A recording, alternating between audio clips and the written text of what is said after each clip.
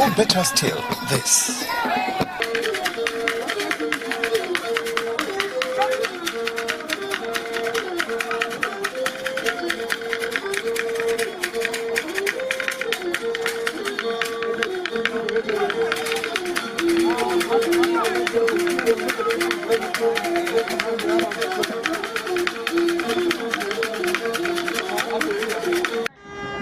However, this is what you may never encounter except if you are attending a ceremony in Wukari, the traditional capital of the Jukun people.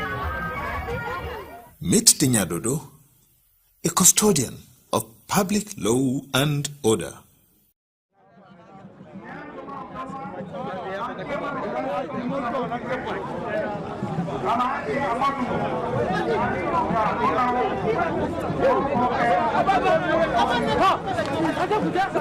And welcome to the breakfast show from Haske TV. My name is Haske, and of course, I don't do this alone. I am with Christiana Babayo. Good morning. And you know how we do it. We bring you newspaper reviews, summaries of newspapers, and some latest developments, some latest trending issues that we will want you to hear. But before we do that, let's take a very short break. When we return, we will dive into business. Do stay with us. What is the general perception of Nyadodo? A bully? A disciplinarian? A crowd control police of sorts? No, they are more than that. Wararafa Kingdom is a martial state built around a regimented social system.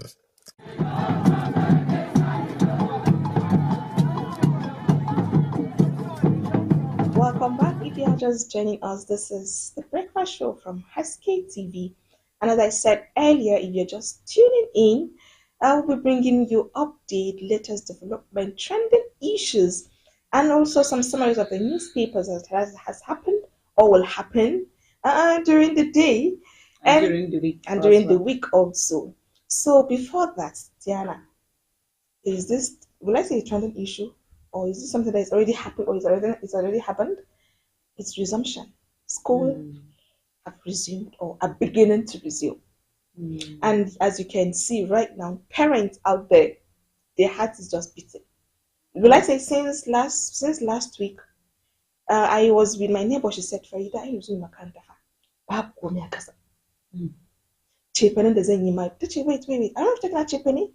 Tiana, this is the first session. It's not as if it's a continual, it's a new session. So imagine, you will see that some schools, especially private schools, this session now, a parent will be spending 100,000, not less than 100,000, or 200 or 60 above, and he has 3 or 4 kids. Imagine that with the economic crisis we are in right now, and is that just school fees? There's going to be uniforms, there's going to be school bags, shopping, provisions, and a lot.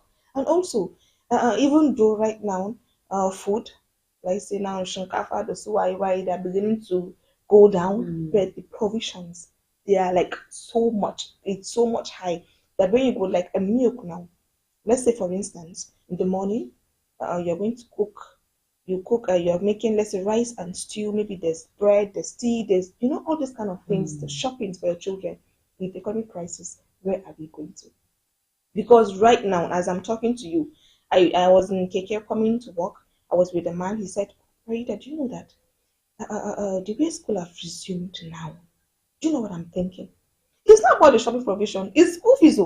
My children are 3, and they're all in private school.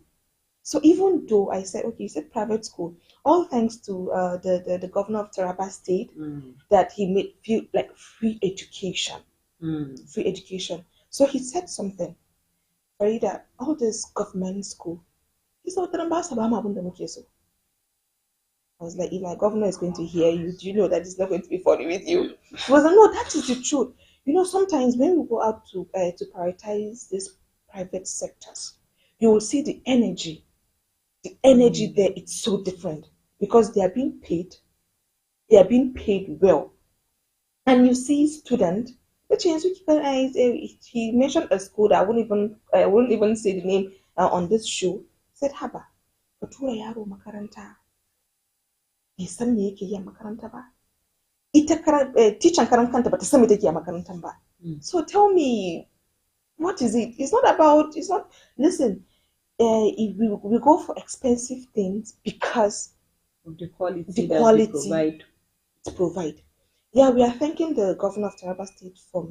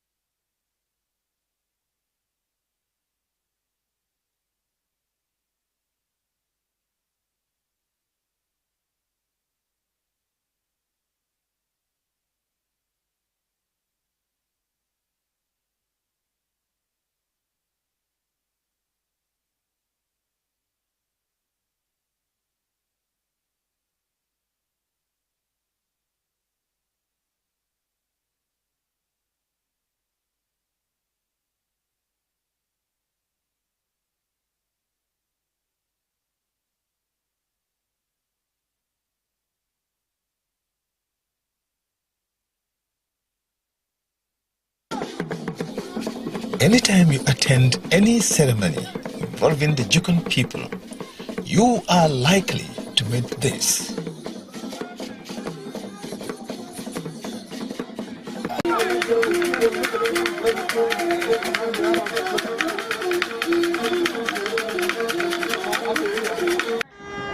However, this is what you may never encounter except if you are attending a ceremony in Wukari, the traditional capital of the Jukun people. Meet Tinyadodo, a custodian of public law and order.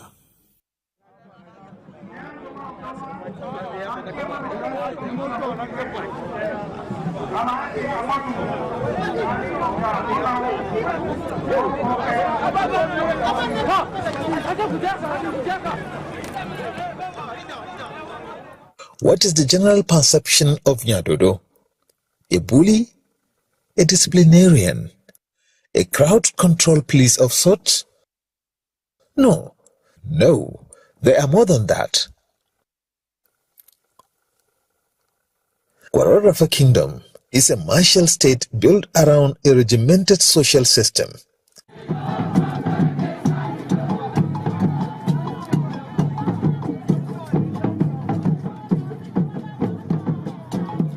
Since Kwararafa is a martial state, the very concept of Nyadodo fits into the mold perfectly.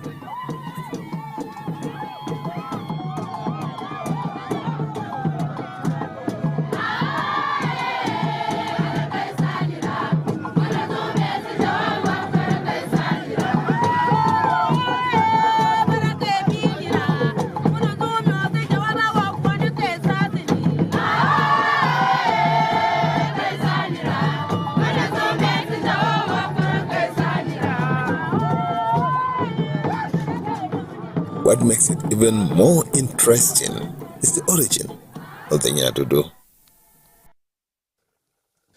The Abakwariga people are Hausas who migrated out of Hausa land. The story of their encounter with the Jukuns is of two versions.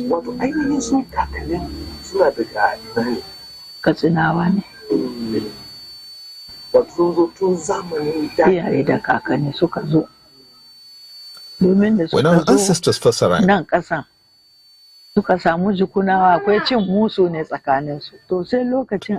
was a contest of spiritual supremacy between them and the Jukun people.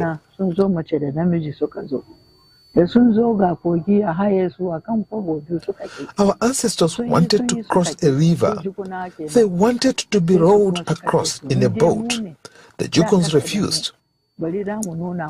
So, our ancestors now vowed to manifest their own powers. First, they capsized the boat. Then they crossed over. They have shown the Jukuns their spiritual prowess. Since then, the Jukuns always take along the Katsina houses in whatever they do.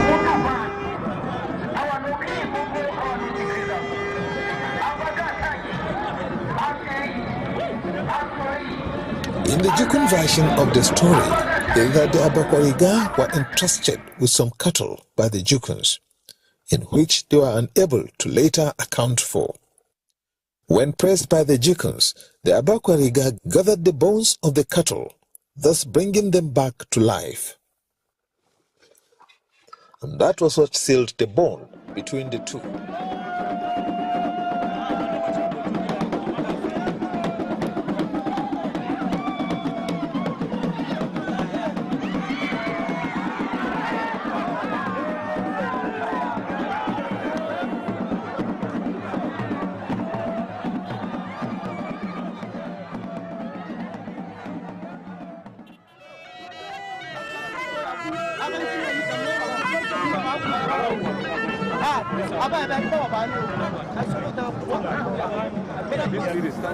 The relationship between the Abakwariga and the Jukuns of Wukari has led to the growth and development of these cultural institutions.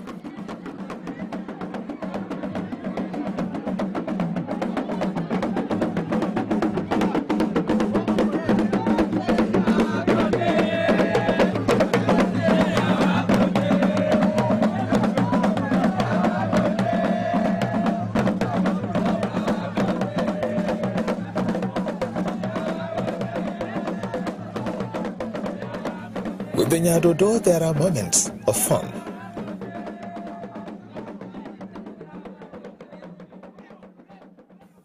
Yet, proceed with caution.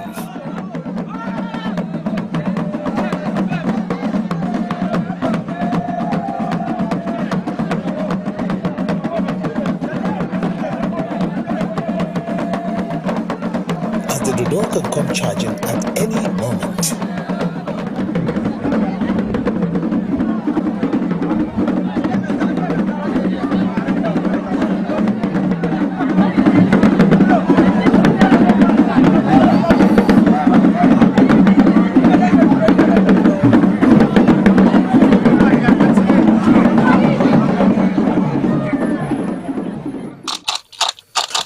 Hawa is the head of the clan, and she tends the family shrine.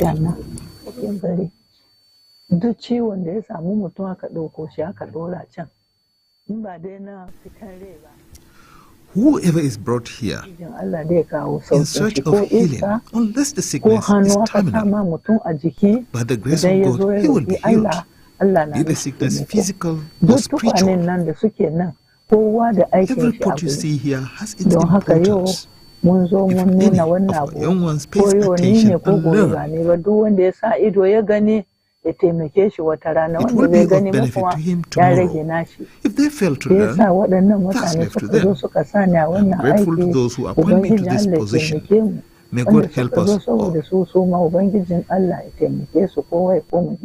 Out of these Katinawa clans, or Abakwariga as they are called, has grown a complex relationship between them and the Jukuns, born out of intermarriage and common custodianship of the Gani and Nyadodo cults.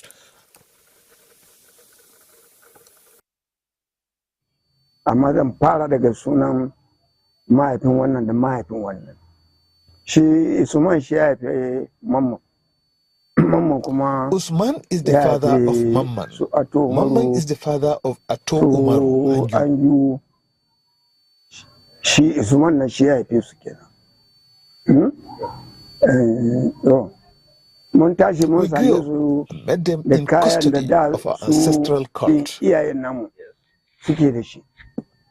Da su a nan suna da al'adarsu bokayen nan shine Nyadodo kenan. Idan muka koma wurin Gani, namu na general. It's our general culture. Every Abakwariga has a Gani. General duk Abakwariga yana da shi. To, rawan Gani nan lokacin kamar maulidin da ake yi. And to us it is like the Maulud. Sai aka haife it is synonymous with the celebrating the birthday of the Holy Prophet. So we, the Amakwariga, adopted praising him. A lokacin da aka haife Annabi Muhammadu. Hausawa ne. They are those who came from Katsina. They are the houses who came and assimilated with our ancestors, and we became one family. We intermarried so much so that whatever we do, we have to carry them along. Despite the assimilations and intermarriages, Nyadodo is strictly a Abakwariga affair. You may be related to the family. However, you have to be from the paternal side to participate in this particular cult. Saboda mahaifiyana ita ce magajiya na wannan abun gargajiya na gidan Nyadodo. I have no role to play here. A madadinta ne. This is because even though my mother is the priestess in this house, I am a Jukun. I did not inherit any role here. My name is Ashu. That is my Jukun name. Ashu is my ill. My Muslim name is Fatima. Well, what I understand is that which relates to natural healings as handed down by my grandfather to my mother. He was a natural healer. He provides remedies for psychiatric problems, epilepsy, impotence, and all that which involves the occultic, especially occultic curse. My grandfather was into all that, and my mom inherited it. Of these remedies, I have the knowledge of some of them, which I can use to serve humanity, even if my mom is not around. But when it comes to that which involves the occultic, I have not inherited any of it. I've been fitted into an accommodating niche in a community that cherishes and protects cultural artifacts. Nyadodo will remain for some time to come an intimidating, entertaining, and other era living artifact accepted by this generation and may possibly survive the next.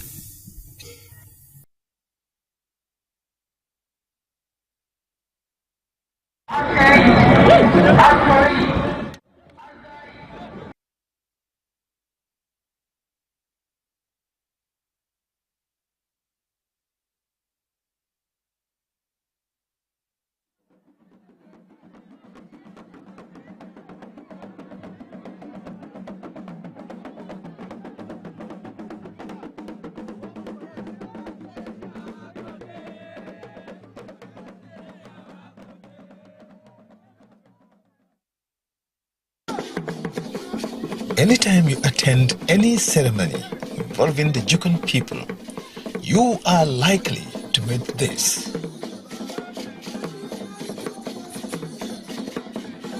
Oh, this. Or better still, this.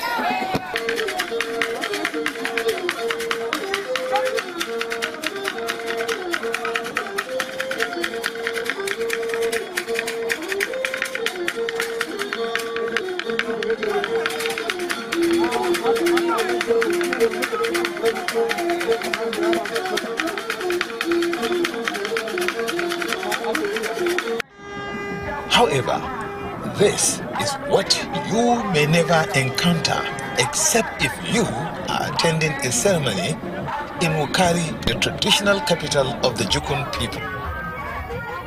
Meet the Nyadodo, a custodian of public law and order.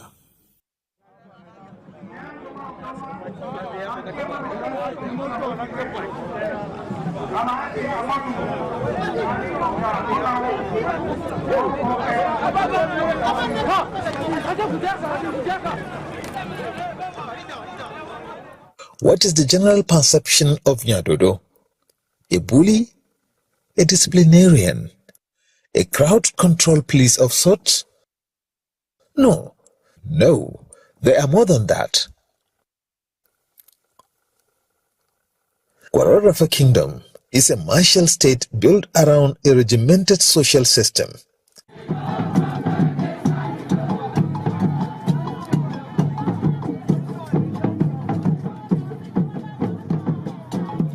Since Kwararafa is a martial state, the very concept of Nyadodo fits into the mold perfectly.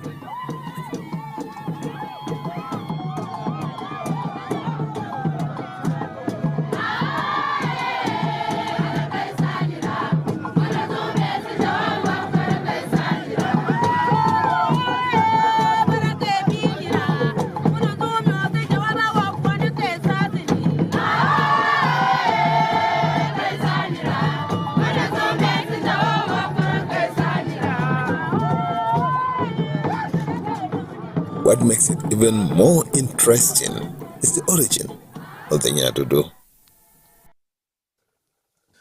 The Abakwariga people are Hausas who migrated out of Hausa land. The story of their encounter with the Jukuns is of two versions.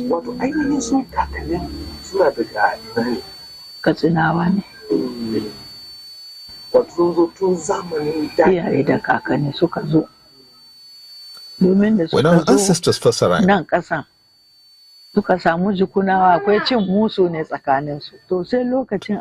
was a contest of spiritual supremacy between them and the Jukun people.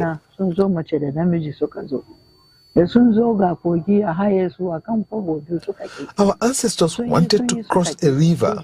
They wanted to be rowed across in a boat. the Jukuns refused. So, our ancestors now vowed to manifest their own powers. First, they capsized the boat. Then they crossed over. They have shown the Jukuns their spiritual prowess. Since then, the Jukuns always take along the Katsina houses in whatever they do.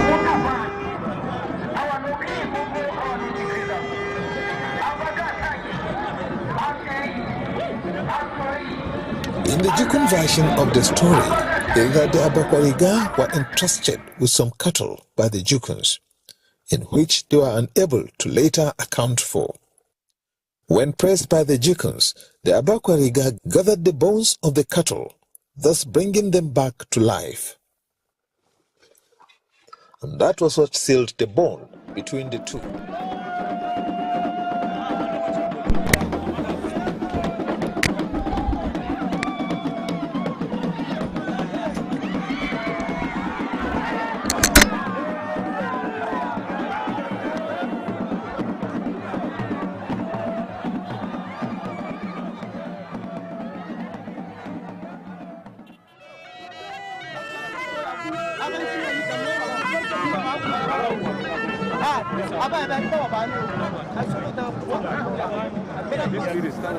The relationship between the Abakwariga and the Jukuns of Ukari has led to the growth and development of these cultural institutions.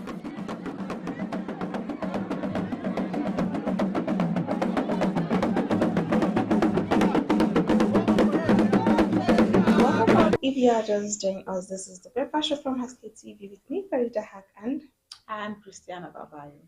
Yeah, before we went on that break, we are trying to wrap up this education, resumption, and a lot more on that issue. So the school is also the second home of that student. So the parents, we are all eyes is on the teachers right now to make sure that our children are given that quality education they deserve. If everybody do his part, parents and teachers, and then we'll have no issues at the end of the day. And also the government. And the government to invest some funds into training of teachers and ensuring that you boost their capacity so that they can compete with, their counterparts in other parts of the world. Yeah, and next, a very trending issue right now. Patients stranded as doctors strike cripples FCT hospitals. Yes. Here, as the Association of Resident Doctors and the Federal Capital Territory Administration begins its 7-day warning strike on Monday, hospitals across the FCT were left offering only skeletal services. When I hear the skeletal services, Diana, there is a way I feel about it. Seriously. And someone said that the correspondent here said who visited some of the facilities observed that many patients were stranded as overstretched consultants, nurses, and other health workers struggle to manage the situation. The strike was declared by the Abuja chapter of the Association of Resident Doctors following months of unresolved negotiations with the FCTA. The ARDFCTA is an association of doctors practicing in the 14th District and General Hospitals, including Department of Public Health under the FCTA. Diana, we're talking about life right now. Imagine that life is given skeletal service.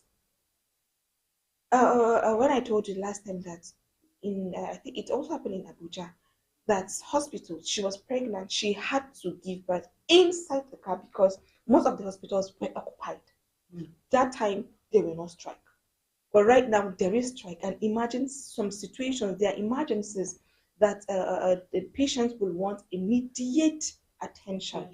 And imagine the hospitals are on skeletal service, or I want to say skeletal transmission, because sometimes the way it also happens in the media sector, when sector you don't have when you have certain technical glitches and you decide that you're going to provide only skeletal services. But however, we cannot that is not acceptable for the human life. Seriously. I mean, we're in a place that we need to clarify always that human lives matters. I don't know how we got here, but it is very pathetic. It's concerning. It's very, very disappointing. Seriously. Because we're dealing with lives here. A little mistake and somebody is gone.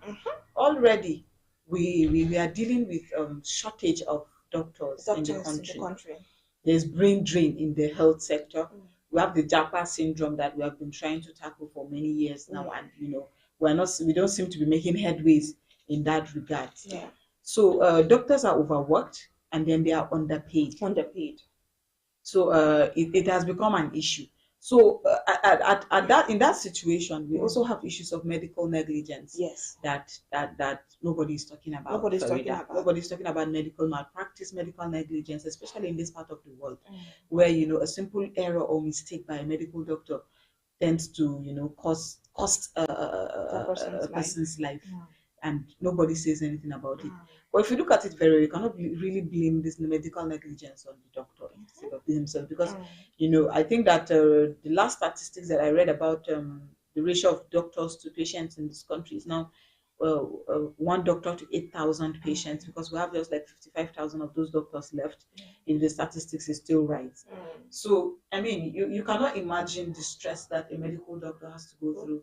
One doctor making the rounds for like 10, 20 patients in a day. That's very, very bad. It is sad. It is disappointing that we have gotten to this point. And now I think that these doctors gave this ultimatum some days, or let's say a couple of weeks ago, warning the government that if their demands are not met, they are going on strike. And then it's unfortunate that it has reached this point where they have actually gone on the strike without the government actually doing anything to address their demands and it's just concerning. If during the former president Olusegun Obasanjo was saying that Nigeria needs to invest more in the health sector, because he said it is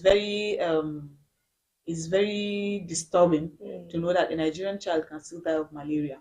Yes, because the parents could not have access to quality service delivery. Maybe the distance between the person's home and the nearest healthcare center is much. So before getting to the hospital, the child loses life because of malaria. He said in an era marked by technological advancements and artificial intelligence, it is disturbing that in Nigeria we're still having to face this situation. So that's why our leaders, they just fly out of the country. How many times have you seen it on the news? Our leaders going out for medical attention. Then what happened? Like, what happens to us? We aren't able to. What happens to the common man that cannot go abroad to receive medical attention? I always say this here in this show that last we are the one at the receiving end. Whatever, be it good, be it bad, like in whatever situation it is, we're always at the receiving end. Because the doctors now, they are demanding the payment of salary arrears ranging from 1 to 6 months owned to members employed since 2023. Imagine how you've that tendency you've been having, that they're going to do it, they will do it, then up to this is 2025 and you have arrears of 6 months. Then, and this is someone that is already this is someone that is always on his feet 24/7. He's overworked. And Sienna, you will know that these people are going so down until when you reach the hospital. You will know that Anachi are doing. Of course. You're just outside the world. You think everything is fine, but when you reach the hospital, you know that things are happening. And also, the same doctors that we are crying where we want their help are still people that the federal government or the government, I won't say plain, but are trying to bring everything down for us seriously. I can imagine what the patients right now are going through, because doctor right now, maybe there's this emergency case of accident, he wants to see you, this other person is needed attention, he wants to do, what if he collapses? Because at least I want doctor to, let's say, to 7 or 20 patients, only him alone. I know that initially there was a shortage. There was a shortage of that. And now skeletal services. So it means that in an entire ward now, you could just see a particular doctor in one department attending to everybody, trying to, and this skeletal service, they perform it out of empathy, yes, so that we don't leave people stranded. They swore a Hippocratic oath to save lives, so they cannot just go and leave everything to fate like that. Even so everybody's in that spirit, they actually stay, and then they give 1 or 2, at least be able to save 1 or 2 persons. For how long then? What if they get tired too? What if all hospitals are being closed down on the strike? By the resident doctors. So now we'll quickly jump into the summaries of the newspaper. or should we actually? I think we'll take the headlines. The headlines of some of the newspaper here. Firstly, let's start with Daily Trust. JAM panel examination malpractice becoming normal. The writer here says undercovers 4,251 tech-driven cases. Then you were telling me about that. Well, the JAM, yes. We actually took the report yesterday. JAM was saying that malpractice has now, they have now upgraded the malpractice standard. It's no longer the normal malpractice of pen and paper or writing on surfaces now that you know that there's technological advancements too now in the malpractice. So that blended fingerprints, multiple NIN registration numbers, and image, a lot of forged documents, and even AI-driven image forgery, or what would I say? They mentioned quite a lot of things, and then JAM is saying that some CBT operators, the parents, tutorial centers, and all that, they were, people that were aiding such frauds in that regard, and it's really a concern. So JAM is saying that now they have to strengthen their biometric system to ensure that so there are no lacunas for that thing to happen, because we thought that at this point now those things have been are now a thing of the past because of the technological advancement, but it's still the same technology that people are using now to commit all those malpractices. We all agree that we are in a digital era, in the sense that it's going to make things easy for us. Yeah, but it has brought about digital malpractice again. I think it's so unfortunate. Another story here says low turnout as schools resume. We talked about it. It's parents have to find money. Any child can go to school now. So of course the low turnout is expected. And also someone El-Rufai petitions Police Service Commission. Another story here says Speaker Abbas Africa's debate as critical point. That's that on Daily Trust. We'll move forward to the Punch newspaper. The main story there, 2027 North rallies voters as South tops pre-registration list. This is coming on page 2 of the Punch newspaper. Rather, there says Osun State, Ogun lead as online pre-registration hits 3.5 million complete physical exercises. Another writer here says Northern governors, parties, groups unveil campaign to close Biden regional voters gap. Another story here says that still on the JAM undercovers over 6,000 AI biometrics malpractice. This is on page 21 of the Punch newspaper. And another story there says that compensation rule may steal 712 billion Lagos airport revamps. Another story below there says that seized allocations, court hears Osun suit against CBN. I think that will be that on the, I think there's the newspaper review. We will now quickly jump on the summaries of the newspaper. The Trade Union Congress TUC on Monday rejected the federal government's plan 50% tax on petroleum products, describing the proposal as reckless act of the economic wickedness. TUC has asked the government to withdraw the proposal within 14 days, vowing to shut down critical sectors in the country if the government fails to do so. The second story, former governor of Kaduna State, Nasir El-Rufai, has petitioned the Police Service Commission, PSC, and the Inspector General of Police over alleged unprofessional conduct, abuse of office, and violations of the Police Act by senior officers of the Kaduna State Police Command.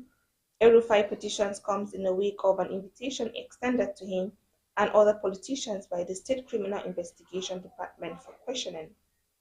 The third story here says petroleum refinery and the leadership of the National Union of Petroleum and Natural Gas Workers dragged on for several hours on Monday night.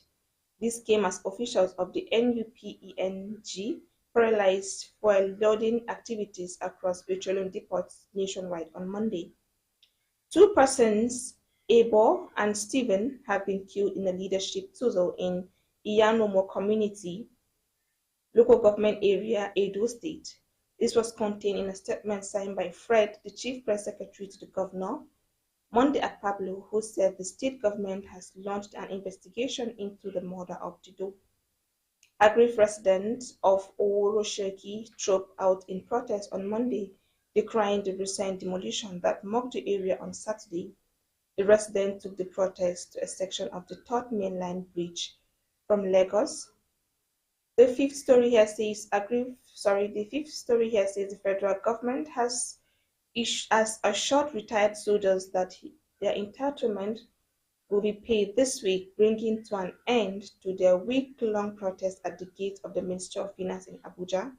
By 3:00 p.m. on Monday, the protesting ex-servicemen had quietly dismantled their canopy and dispersed after meeting with officials from the Ministry of Finance and Military Pension Board.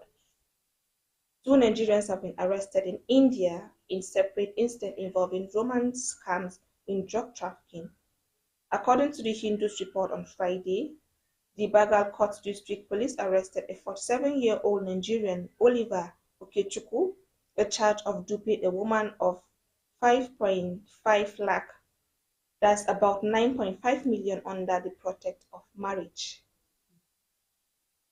Lastly, the Independent National Electoral Commission has announced that over 3.5 million Nigerians have completed online pre-registration in the ongoing nation continuous voters registration exercise. The update was provided in press release issued on Monday by the National Commission and Chairman Information Voter Education Committee Sam Olemekun. That is all on the summary of the newspapers. So if you want to read more, you should visit the newspaper center and get that copy so you can read more on that. Or you can grab an e-paper online. Yeah. Read through. So from me, Farida Haq, I will say that you should stay tuned for our subsequent program. And from me, have a wonderful Tuesday, and also stay tuned. Keep watching Haske TV. We have an interesting lineup of programs for you. So, but from me, happy Tuesday.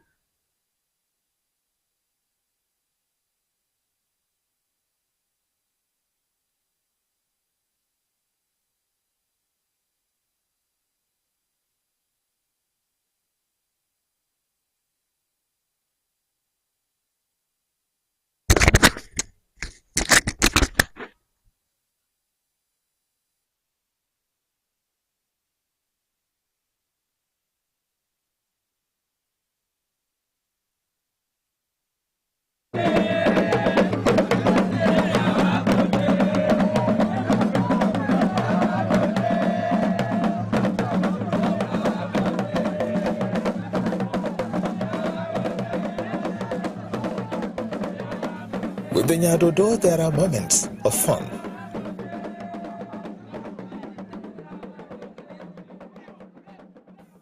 Yet, proceed with caution.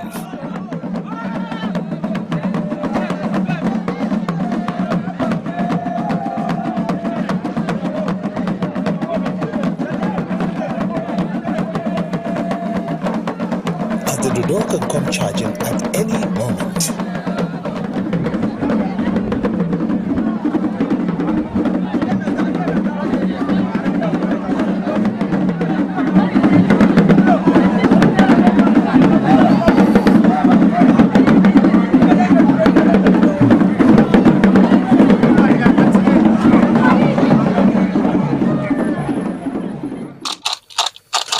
Hawa is the head of the clan, and she tends the family shrine.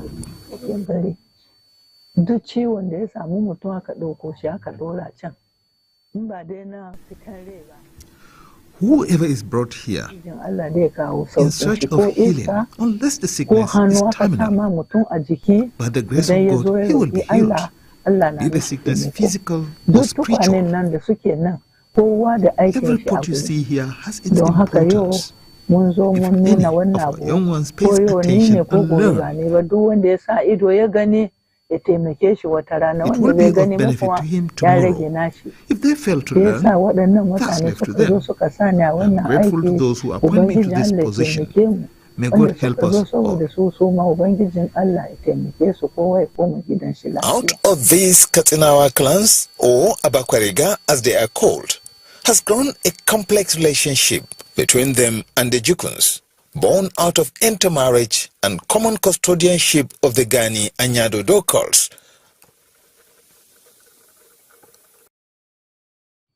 Amma zan fara daga sunan mahaifin wannan da mahaifin wannan. Shi Usman shi ya haife Mamman. Mamman kuma Usman is the father of Mamman. Mamman is the father of Ato Umaru Anju. Shi Usman na shi ya haife su kenan. Mun tashi mun same su da kayan da da su iyayen namu suke da shi. Da su a nan suna da al'adarsu bokayen nan shine Nyadodo kenan. Idan muka koma wurin Gani, namu ne na general. It's our general culture. Every Abakwariga has a Gani. General duk Abakwariga